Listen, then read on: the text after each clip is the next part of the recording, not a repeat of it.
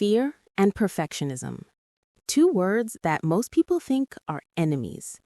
But what if I told you they're often partners? That sometimes greatness isn't born from confidence, it's born from fear. Let's talk about Michael Jackson. Before he was the king of pop, before the sold-out arenas and moonwalks, there was Gary, Indiana, a small steel town, humble beginnings. Michael's father, Joe Jackson, was raised there, the son of a school teacher and a welder. He grew up tough, competitive. Joe had 4 siblings, and he was the eldest, the one who had to set the tone. He boxed as a young man, worked long factory hours, and eventually he turned all that discipline into parenting. And that's where it gets dark. Joe Jackson wasn't just a strict father. He was terrifying. His form of discipline went beyond words. The belt, the switch, the fear of don't miss a note. The Jackson 5 rehearsed like their lives depended on it, because in some ways, it felt like they did. Michael wasn't just practicing to be great. He was practicing to be safe. And here's the thing most people don't understand. Fear like that rewires you. When your nervous system associates mistakes with pain, you develop a survival response called hypervigilance. It's the biological cousin of perfectionism. You learn to scan for errors before they happen. You don't just want to be good, you need to be flawless. And that's what made Michael who he was.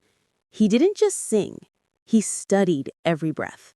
He didn't just dance, he engineered movement.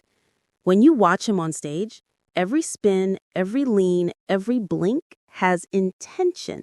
That's not natural talent alone. That's trauma converted into precision.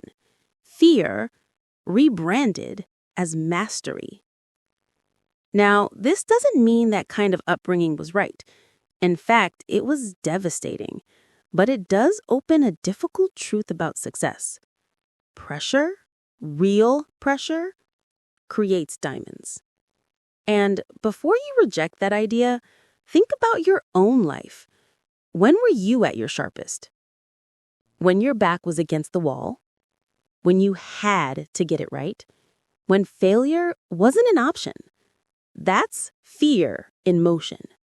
Controlled fear, channeled fear.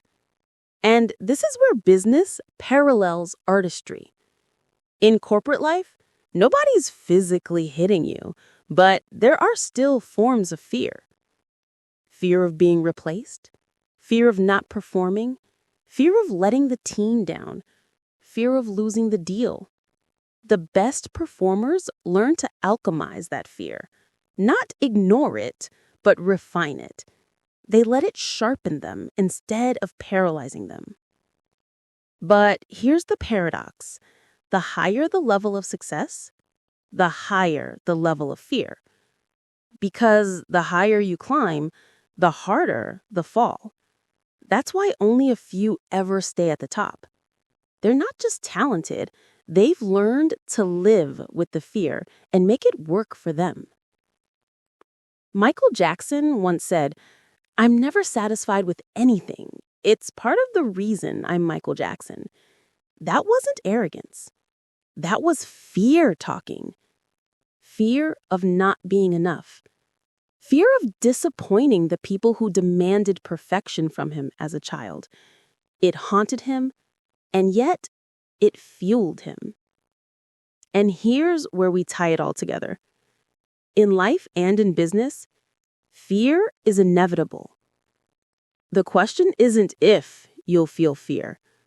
The question is, what will you do with it? Will you let it consume you? Or will you use it to carve out precision, discipline, and focus? Because sometimes the same emotion that once controlled you can become the very thing that makes you unstoppable. So the next time you feel afraid, remember, Even Michael Jackson was too. He just learned how to dance with it.